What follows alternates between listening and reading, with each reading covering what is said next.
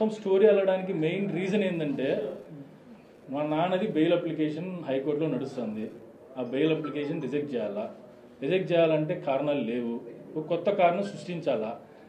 ఈ medical camp పోయిన దాన్ని పట్టుకొని దాని చుట్టూ పెద్ద స్టోరీ అల్లి దాన్ని లింక్ చేస్తా, దానికి ఈయన స్టోరీ అల్లడము, నర్రెడ్డి సునీత దానికి సపోర్టింగ్గా అఫిడవిట్ వేయడము హైకోర్టులో. మళ్ళీ నిన్న ప్రెస్ మీట్లో మళ్ళీ అదే ప్రస్తావన, అప్రూవల్ని బెదిరిస్తున్నారని. దీన్ని బట్టి క్లియర్గా అర్థమవుతుంది ఎవరు డైరెక్షన్లో ఎవరు నడుస్తున్నారు, ఇంత క్రిమినల్ మైండెడ్ ఫెలోకి ఎవరు సపోర్ట్ చేస్తున్నారు అనేది. ఈ స్టోరీలు కల్పన అనేది ఇప్పుడు జరిగింది కాదు, కేసు స్టార్ట్ అయినప్పటి నుంచి, ఆయన అప్రూవల్ స్టార్ట్ అయినప్పటి నుంచి ఈ స్టోరీలన్నీ జరుగుతూనే ఉన్నాయి. ఈ సునీత, నర్రెడ్డి సునీత, ఈ దస్తగిరి ఎంత క్లోజ్ ఫ్రెండ్స్, వాళ్ళకి ఎంత అండర్స్టాండింగ్ ఉండడానికి 100 ఎగ్జాంపుల్స్ ఉన్నాయి కేసులో. ఒకటి, దస్తగిరి డైరెక్ట్గా 2021 ఆగస్టు చివరి వారంలో డైరెక్ట్గా ఫస్ట్ సిబిఐ వాళ్ళకి చెప్పాడు, నేను మర్డర్ చేసిన, కత్తి తీసుకున్న నరికినాను, గొడ్డలు తీసుకుని నరికినాను, నాతో పాటు ఈ ముగ్గురు నరికినారు, నేను జడ్జి ముందు చెప్తా అని చెప్పి జడ్జి ముందు కూడా స్టేట్మెంట్ ఇచ్చినాడు. అప్పటి నుంచి ఆయనకు యాంటిసిపేటరీ బెయిల్ 3 నెలల తర్వాత వచ్చింది. అంతవరకు అరెస్ట్ అయ్యలే. అరెస్ట్ చేయకపోవడం ఒక సంగతి, దాన్ని సునీత క్వశ్చన్ చేయదు. మాకేం ఇబ్బంది లేదు, మా నాన్న చంపినోడు బయట హ్యాపీగా తిరుగుతున్నా మాకేం సంబంధం లేదు, ఏం ప్రాబ్లం లేదు, that fellow is my friend, ఆయన అసలు ఏం అరెస్ట్ చేయొద్దండి, ఏం అరెస్ట్ చేయాల్సిన అవసరమే లేదు అని కూడా మాట్లాడుతున్నాము. ఆ బెయిల్ అప్లికేషన్ అబ్జెక్ట్ చేయాల. ఆ తర్వాత ఏం జరిగిందంటే అప్రూవల్గా మారడం ఒకటి, అదొకటి మన ఇండియన్ జ్యుడిషియరీ చరిత్రలోనే ఫస్ట్ టైం ఇది. ఒక వ్యక్తి ఎప్పుడు అప్రూవల్గా మారుతాడు, అతనికి మనం చేసిన తప్పుకి పడి మారుతాడు. దీని సిచ్యువేషన్ ఏంటంటే ముందే ఆయన యాంటిసిపేటరీ బెయిల్కి అప్లై చేస్తాడు. యాంటిసిపేటరీ అప్రూవల్ బెయిల్కి అప్లై చేసిన వెంటనే వీళ్ళు సిబిఐ వాళ్ళు అబ్జెక్షన్ చెప్పరు బెయిల్కి, అలాగే సునీత కూడా అబ్జెక్షన్ చెప్పదు. అబ్జెక్షన్ చెప్పరు, ఆయనకి బెయిల్ వస్తుంది. బెయిల్ వచ్చిన వెంటనే ఆయన అప్రూవల్గా మార్చేస్తారు. అంటే ఇండైరెక్ట్గా వాళ్ళ ఒప్పందం అనమాట, నిన్ను యాంటిసిపేటరీ బెయిల్ ఇస్తాము, నీకు ఏం కాదు, నువ్వు బయటే ఉంటావు, నువ్వు అప్రూవల్గా మారేసి వీళ్ళందరి మీద చెప్పేసేయని. ఘోరంగా సునీత అండ్ దస్తగిరి కొల్లడ్ అవుతున్నారంటే అసలు ఎంత దారుణం అనుకోవాలి. కేసుతో నేనే తప్పు చేయలేదు అని యాంటిసిపేటరీ బెయిల్లో రాసినాడు. రాస్తే సునీత కనీసం ఇది కాదు, ఆయన ఆల్రెడీ ముందే మర్డర్ చేశాడు, ఒప్పుకున్నాడు అని ఒక్క క్వశ్చన్ కూడా అడగలేదు. ఆమె ఒక్క క్వశ్చన్ అడగలేదు. ఇంకా అప్రూవల్గా మారిన దాన్ని ఇదంతా తప్పు, మేము అప్రూవల్ మారడం it's not a correct thing అని చెప్పి మేము బెయిల్ సుప్రీంకోర్టుకి వెళ్ళి అప్లికేషన్ ఇస్తే సుప్రీంకోర్టు జడ్జి క్లియర్గా చెప్పినాడు, ఎస్ ఈ పద్ధతి కరెక్ట్ కాదు, but you are not the correct person వస్తే, కాంపిటెంట్ పర్సన్ వస్తే we will take up the case అన్నారు. Who is the competent person, ఎవరు వేయాలంటే సునీత వేయాలి, లేదంటే వాళ్ళ మదర్ వేయాలి. వాళ్ళు అసలు క్వశ్చనే చేయరు. అప్పుడు ఈ స్టోరీ డ్రామాలన్నీ ఎప్పుడు మొదలవుతాయంటే జైలు దస్తగిరి వచ్చి మీడియా ముందు స్టోరీలు క్రియేట్ చేయడము, మీడియాలో మాట్లాడడం ఎప్పుడంటే మా నాన్న బెయిల్ అప్లికేషన్ వేసుకున్నా, లేదంటే బాస్కెట్ అంకుల్ బెయిల్ అప్లికేషన్ వేసుకున్నా స్టార్ట్ చేస్తారు. 3 రోజులు 4 రోజుల ముందు స్టార్ట్ చేస్తారు. అది కంటిన్యూ అవుతుంటుంది బెయిల్ అయిపోయినంత వరకు. స్టోరీలు ఇన్ఫ్లుయెన్స్ చేయడానికి అంతే. అది బెయిల్ అప్లికేషన్ అయిపోతే మళ్ళీ అందరూ సైలెంట్ అయిపోతారు. ఒక 4 నెలలు 6 నెలలు 8 నెలలు సైలెంట్. మళ్ళీ ఎప్పుడు వస్తారంటే సేమ్ మళ్ళీ స్టోరీలు. అసలు ఈ బుద్ధున్నోడు ఎవడైనా జైల్లో ఉన్న బ్యారెక్లీకి పోయి ఎవరినైనా ఖైదీని కలవడం అనేది ఎక్కడైనా పాసిబుల్ అసలు? అది నాది ఆ జైలు శాఖ ఎవరు మినిస్టర్ వాళ్ళ కూడా కాదనుకుంటా. ఇంతమంది సెక్యూరిటీ మధ్యలో సీసీటీవీ మీడియాలో నేను పోయి దస్తగిరిని బెదిరించినా అంటే వాడు ఏం కంప్లైంట్ చేయలేదు, పోలీసులు కంప్లైంట్ చేయలేదు, జడ్జిలు పోతాడు 10 సార్లు జడ్జిని కలిసినాడు, వాడు ఎందుకు కంప్లైంట్ చేయలేదు జడ్జిలకి? 3 నెలల తర్వాత నిదానంగా బయటకు వచ్చి మీ బెయిల్ అప్లికేషన్ వేస్తే దస్తగిరి బెయిల్ లేట్ అవుతుందని వాళ్ళు భారత మాట్లాడిస్తాడు. ఆ తర్వాత దస్తగిరి వచ్చి మాట్లాడతాడు. మాట్లాడిన వెంటనే నెక్స్ట్ సుప్రీం హైకోర్టులో ఈమె అఫిడవిట్ వేస్తుంది, ఇట్లా అప్రూవల్ బెదిరిస్తున్నాడు, శంకరెడ్డి కొడుకు బెదిరిస్తున్నాడు. చిల్లర డ్రామాలు వేస్తున్నారంటే అంత డ్రామాలు వేస్తున్నారు. Criminally minded fellow.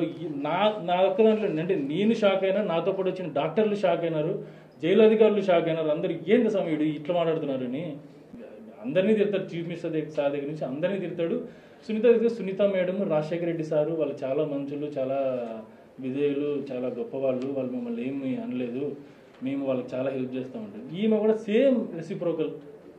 జడ్జ్ అంటే నా కామెంట్స్ కదా, ఇది this is comments made by high court judge. అంటే పేరు చెప్పడం బాగోదు కాబట్టి 2.5 సంవత్సరాల నుంచి చెయ్యని తప్పుకు మేము జైల్లో ఉన్నామండి. ఒక్కసారి కూడా మీడియా ముందుకు వచ్చి మాట్లాడలేము మేము.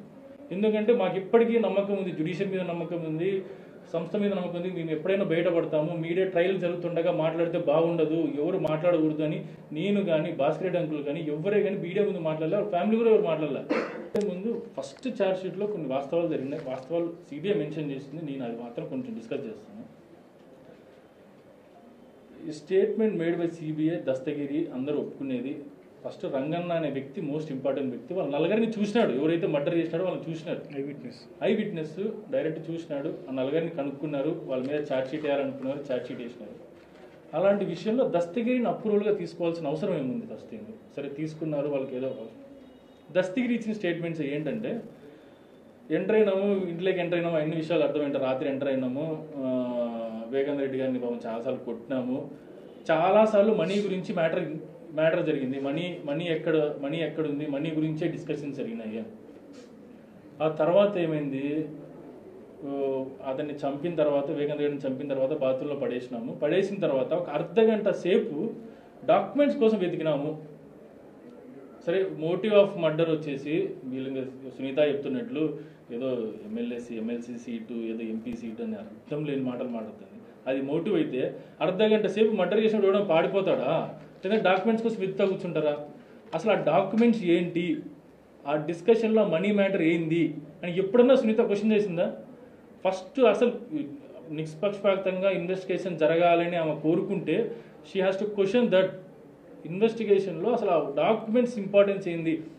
ఒక మర్డర్ చేసినప్పుడు అర్ధగంట సేపు డాక్యుమెంట్స్ కోసం వెతుకుతున్నారు, అది డాక్యుమెంట్స్ ఏంది సమయాన్ని అడగాలి కదా, ఇంతవరకు అడగలేదమ్మా. మాకు కృష్ణారెడ్డి ఫోన్ చేసినప్పుడు మా నాన్నకు గాయాలు ఉన్నాయి, బాత్రూంలో పడి ఉన్నారు అంటే, మా నాన్నకు గతంలో కూడా హార్ట్ ప్రాబ్లమ్స్ ఉన్నందున బహుశా హార్ట్ అటాక్ వచ్చి అందువలన కింద పడి తలకు బెగ్గ తగిలి అక్కడి నుంచి బ్లడ్ వచ్చిండొచ్చు అని పోలీస్ వారికి ఫిర్యాదు చేయమని చెప్పి ఉన్నాము. ఇది స్టేట్మెంట్, సునీత స్టేట్మెంట్, మీకు కాంటాక్ట్ కాపీ ఇస్తాను. ఇది స్టేట్మెంట్ ఫస్ట్ డే సునీత చెప్పిన స్టేట్మెంట్. వాళ్ళకి కృష్ణారెడ్డి ఫోన్ చేస్తే ఇట్లా కింద పడ్డాడమ్మా, బ్లడ్ ఉంది, తలకు గాయాలు జరిగినాయని ఫోన్ చేస్తే, ఆయనకు హార్ట్ ప్రాబ్లం ఉంది, బ్లడ్ వామిటింగ్ చేసుకున్నారు, రీసెంట్గా స్టంట్ చేసినారు, స్మోకింగ్ చేయమంటే ఆపలేదు, బ్లడ్ వామిటింగ్ చేసుకుంటారు, కళ్ళు తిరిగి పడిపోయి కమోడికి దెబ్బ తగిలింది, అదే రకంగా కంప్లైంట్ ఇవ్వమని ఆమె ఇచ్చిన స్టేట్మెంట్. మర్డర్ జరిగిన రోజు ఆమె ఇచ్చిన స్టేట్మెంట్. ఈ సెకండ్ మీడియా ముందు వచ్చి ఫస్ట్ మాట్లాడిన వ్యక్తి ఆదినారాయణ రెడ్డి. ఆయన మీడియా ముందు డైరెక్ట్ వచ్చి మాట్లాడు, నాకు శివప్రకాష్ రెడ్డి ఎవరికో పక్కన వాళ్ళ ఫ్రెండ్కి ఫోన్ చేసినాడు, ఇది వివేకానంద రెడ్డి పాపం బ్లడ్ వామిటింగ్ చేసుకుని కింద పడి హార్ట్ అటాక్ చనిపోయినాడంట. ఫస్ట్ మీడియా ముందు మాట్లాడింది అది. ఆ రెండు స్టేట్మెంట్ నిజంగానే ఆమెకు వాళ్ళ నాన్న చంపింది ఎవరో తెలుసుకోవాలనుకుంటే, ఒకటి ఆ డాక్యుమెంట్స్ ఎక్కడ ఏంటి అని ప్రశ్నించాలా, ఇన్వెస్టిగేషన్ దాని మీద చేయమని అడగలే. ఎంత అడిగితే ఎవరి మీదకి వస్తుందో, వాళ్ళ మీదకి వస్తుందో, ఎవరి మీదకి వస్తుందో భయం. ఆ తర్వాత ఎందుకు శివప్రకాష్ రెడ్డి ఇట్లా చెప్పినాడు, శివప్రకాష్ రెడ్డి మీద ఎందుకు ఇన్వెస్టిగేషన్ చేయలేదు, ఆయన ఎందుకు పిలవలేదు, ఆయన మాటికి ఎందుకు పిలవలేదు, ఆయన ఛార్జ్ షీట్లో ఎందుకు ఇంక్లూడ్ చేయలేదు, ఫస్ట్ సెకండ్ ఫైనల్ ఛార్జ్ షీట్లో ఎందుకు ఇంక్లూడ్ చేయలేదు, ఆ క్వశ్చన్లు అడగాలి కదా, ఎందుకు అడగలేదు? ఘోరంగా మనుషులు తయారైనారంటే, నిన్న చాలా ఘోరమైన అలిగేషన్స్ వేసింది. ఘోరం అంటే అసలు దాన్ని ఏమన్నా కూడా అర్థం కాదు. ఒకటి, అవినాష్ రెడ్డి రాత్రంతా వాట్సాప్లో యాక్టివ్గా ఉన్నారు. ఏంది అసలు వాట్సాప్ యాక్టివ్ అంటే ఏంది? ఎవడో మెసేజ్ రాత్రి పంపించినా కూడా వాట్సాప్ యాక్టివ్లో ఉంటుంది. Is an MP, Kadapa MP అంటే నార్మల్ ఎంపీలా కాదు. ఆయనకు 100 గ్రూపులు ఉంటాయి, 100 మంది ఉంటారు. రాత్రి 11 వరకు మెసేజ్ పంపిస్తుంటారు, 2 వరకు మెసేజ్ పంపిస్తుంటారు, పొద్దున్న 3 o'clock నుంచి నాకు కూడా మెసేజ్ వస్తుంటాయి, ఈ రోజు ఇది అది ఇది అని మెసేజ్ పంపిస్తుంటాయి. 100 గ్రూపుల్లో 100 మెసేజ్ వచ్చిన ప్రతిసారి వాట్సాప్లో యాక్టివ్ ఉన్నాడు. ఆయన మర్డర్ చేసినాడు, రాత్రంతా యాక్టివ్ ఉన్నాడు.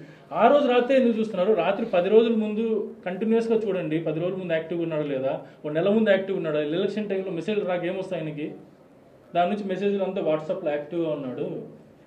సో ఆయన ఆ నైట్ అంతా మేలుకోలేదు, యాక్టివ్గా చూస్తున్నాడు అని చెప్పి ఎంత ఘోరంగా అబద్ధాలు చెప్తున్నారు, ఎంత ఘోరంగా మనిషి. ఇంకోటి అంటే నాన్న అవినాష్ రెడ్డి చాలాసార్లు మాట్లాడుతున్నారు మర్డర్ జరిగిన ముందు రోజు, మర్డర్ జరిగిన తర్వాత రోజు. అంటే 2009లో అవినాష్ గారు రాజకీయాల్లోకి వచ్చినప్పటి నుంచి ఒక్క రోజు కాకుండా ప్రతిరోజు మా నాన్న అవినాష్ రెడ్డి మాట్లాడుకుంటారు. దాంట్లో తప్పేముంది? ఇద్దరు పొలిటికల్ యాక్టివిస్ట్, ఇద్దరు ఒకే పార్టీ కోసం కష్టపడుతున్నారు, ఫోన్లో మాట్లాడుకుంటారు ఏం చేయాలనేది. ఎలక్షన్ టైం కాబట్టి ఇంకెక్కువ సార్లు మాట్లాడుకుంటారు. అదేదో ఇప్పుడు మర్డర్ జరిగిన ఒక రోజు ముందో, ఒక వారం ముందో, నెల రోజు ముందో అబ్నార్మల్గా యాక్టివిటీ పెరిగి అబ్నార్మల్గా మాట్లాడుకుంటున్నారంటే దట్ ఈస్ ఫాల్స్ న్యూస్. నేను ఒప్పుకుంటా. 10 సంవత్సరాల నుంచి మాట్లాడుకుంటున్నారు, దాంట్లో కొత్త ఉంది, పెద్దాన్ని భూతద్దంలో చూపించడమే. ఇప్పుడు ఎట్లా నేను జైలుకి వెళ్ళి వాళ్ళని బెదిరించినా అర్థపర్థం లేని ఆరోపణలు చేసిందో, ఆమె చదువుకున్నామే కదా, డాక్టరే కదా, పోయినప్పుడు అట్లీస్ట్ ఈ షుడ్ ఆస్క్ జైల్ అథారిటీస్ నిజమా కాదా, వాళ్ళ నుంచి స్టేట్మెంట్ తీసుకుందా లేదు. నాతో పాటు డాక్టర్లు పోయినారు కదా, వాళ్ళని అడిగి స్టేట్మెంట్ తీసుకుందా. సరే నన్ను అంటే అడగలేదు, ఇట్లా జరిగింది మీరంతా కలిసే ఉన్నారా లేదా అని. ఏం లేదు, పోయి అఫిడవిట్ వేయడమో సుప్రీంకోర్టులో, హైకోర్టులో, బెయిల్ క్యాన్సిల్ అవ్వాలా. 2.5 సంవత్సరాల నుంచి చెయ్యని తప్పుకి ఎవరన్నా మిమ్మల్ని తిరిగితేనే మనం భరించలేము. 2.5 సంవత్సరాల నుంచి జైల్లో ఉన్నాం మేము. మోస్ట్ అఫెక్టెడ్ ఫ్యామిలీ మేము జైల్లో. ఈ కేసులో సంబంధం లేని విషయంలో మమ్మల్ని ఇంక్లూడ్ చేసి జైల్లో పెట్టినారు. ఒక్క ఎవిడెన్స్ లేదు. ఈ దస్తగిరి అప్రూవల్గా వాడి స్టేట్మెంట్ ఇచ్చిన దాన్ని బట్టి దాని నుంచి సరౌండింగ్ నాన్న అవినాష్ రెడ్డి ఫోన్ చేసినాడు, అవినాష్ రెడ్డి నాన్నకు ఫోన్ చేసినాడు, నాన్న ఎర్రగంగిరెడ్డి ఫోన్ చేసినాడు. ఎర్రగంగిరెడ్డి పార్టీ యాక్టివిస్ట్, ఎలక్షన్ల కోసం ఎవరు ఫోన్ చేయరా? ఒకసారి ఫోన్ చేస్తే దాని చుట్టూ స్టోరీ. ఇప్పుడు సేమ్ నేను జైలు పోయింది ఎట్లా స్టోరీ చదివినారో దీని చుట్టూ స్టోరీ. లాస్ట్ టైం హైకోర్టులో మీ బెయిల్ అప్లికేషన్ ఇస్తే సిబిఐ డ్రైవర్ని బెదిరించినాము, ఒక ప్లేస్లో బెదిరించినారని చెప్పేసి అప్లికేషన్ వేస్తారు. ఎందుకంటే అది ఇన్వెస్టిగేషన్ చేయడానికి 15 రోజులు 20 రోజులు పడుతుంది. వాళ్ళకి అంత సంబంధం లే. జడ్జి గారిని ఇన్ఫ్లుయెన్స్ చేయాలా, మీడియాని ఇన్ఫ్లుయెన్స్ చేయాలా, పోయి సిబిఐ డ్రైవర్ని బాంబులేసి చంపేస్తాము నువ్వు ఇక్కడ నుంచి పోకపోతే బెదిరించినారంట. అది ఇన్వెస్టిగేషన్ జరిగింది. ఆ సిబిఐ ప్లేస్ ఎక్కడ ఉంది, అది వాడు చెప్పిన ప్లేస్ ప్రకారం పోతే వాళ్ళ మా అదృష్టం, వాళ్ళ చరిత్రం ఏంటంటే దానికి ఆపోజిట్గా ఒక కళ్యాణ మండపం ఉంది, దాంట్లో సీసీటీవీ ఫుటేజ్ ఉంది. లాస్ట్ 20 రోజులు సీసీ ఫుటేజ్ చూస్తే ఎక్కడే కానీ కార్ ఆగినట్టు లేదు. 20 డేస్ ఫుటేజ్ మొత్తం చూసినారు. వాడు చెప్పింది 5 రోజులండి, 20 రోజులు సీసీ ఫుటేజ్ చూసినాడు, ఎక్కడ కార్ అని. దాంతో తెలిసిపోతుంది అబద్ధం అని. ఆ తర్వాత దాని గురించి ఎక్కడ మెన్షన్ ఉండదు, ఏ దాంట్లో మెన్షన్ ఉండదు. సేమ్ ఇదంతే. మనం బెయిల్ అప్లికేషన్ ఇచ్చినామా, వీళ్ళు బెయిల్ రాకూడదు, పొలిటికల్ మోటివ్. బెయిల్ వస్తే ఎక్కడ చంద్రబాబు నాయుడు డ్రామాలన్నీ ఎన్ని చెప్పడము, ఆయన దస్తగిరి అని చెప్పడము, వీడు డ్రామాలు ఆడడము, సెన్స్లెస్ అలిగేషన్స్. జైలు పోయి ఎవడన్నా బెదిరిస్తాడా? అని బెదిరించాల్సిన అవసరం ఏముంది? కేసు కంప్లీట్ అయిపోయి 6 నెలలు 7 నెలలు అయింది. ఇప్పుడు పోయిన దస్తగిరి అని బెదిరించి ఏం చేయాలి నేను? ఇంకా ఘోరం ఏంటంటే ఫస్ట్లో నేను మా తమ్ముడు ఇద్దరం పోయినామని చెప్పిందామా మహాతల్లి, వాళ్ళ దస్తగిరి వాళ్ళ వైఫ్. ఈయన పోలేదని తెలిసి ఇంకా పోలేదు చెప్తే లిటరల్ దొరికిపోదా అని చెప్పి మళ్ళీ నెక్స్ట్ కవర్ చేసేసరికి నెక్స్ట్ మళ్ళీ స్టేట్మెంట్స్లో హైదరాబాద్లో ఉన్నాడు. ప్రూఫ్ కూడా సీసీటీవీ ఫుటేజ్ కూడా ఉండే, వాళ్ళ ఇంట్లో ఉండే ఫుటేజ్లో. ఈ డ్రామాలు, స్టోరీలు, ఈ సిచ్యువేషన్ తగ్గట్టు డ్రామాలు, స్టోరీలు క్రియేట్ చేయడం అనేది ఇప్పుడు మొదలైంది కాదు. కేసు స్టార్ట్ అయినప్పటి నుంచి సునీత డైరెక్షను, దస్తగిరి యాక్షన్ జరుగుతూనే ఉన్నాయి. ఇవి ఇంకా ఏమన్నంటే క్లీనింగ్, హార్ట్ అటాక్ థియరీ అంటారు. Heart attack theory first propose చేసిందే వాళ్ళ ఫ్యామిలీ మెంబర్స్. ఇది ప్రూఫ్తో చెప్తున్నాడు. సునీత స్టేట్మెంటు, శివప్రకాష్ రెడ్డి ఆర్డినరీకి చెప్పడము, ఇది ఇంకా దీనికంటే ఇంకేం ప్రూఫ్ కావాలి? ఆ ప్లాన్లో దస్తగిరి భాగము. వీళ్ళు ముందే ఇట్లా మర్డర్ చేయాలనుకున్నారు, తర్వాత చేయాలనుకున్నారు, అంతా అనుకున్నారు. అలాంటప్పుడు వాళ్ళిద్దరే డ్రామాలు ఎందుకు కడతారు ఒకరికి తెలియకుండా? అంటే 3 నెలల ముందు క్యాంప్ ఫిక్స్ అయింది. అది వాడు 3 నెలల తర్వాత దస్తగిరి జైలుకి వెళ్తారని ఊహిస్తాను కల్లో కంటా. లేదు లేదు లేదు లేదు నేను అసలు అంత దూరం నిజంగా అసలు మా కేసు ఫస్ట్లో అసలు కేసులో మమ్మల్ని ఇరికిస్తారు అన్న ఆలోచనే రాలేదు ఫస్ట్లో మా కేసులో. మరిన్ని వీడియోస్ కోసం ఛానల్ ని సబ్స్క్రైబ్ చేయండి, లేటెస్ట్ అప్డేట్స్ కోసం వాట్సాప్ ఛానల్ ని ఫాలో చేయండి, అండ్ లింక్ డిస్క్రిప్షన్ లో ఉంది.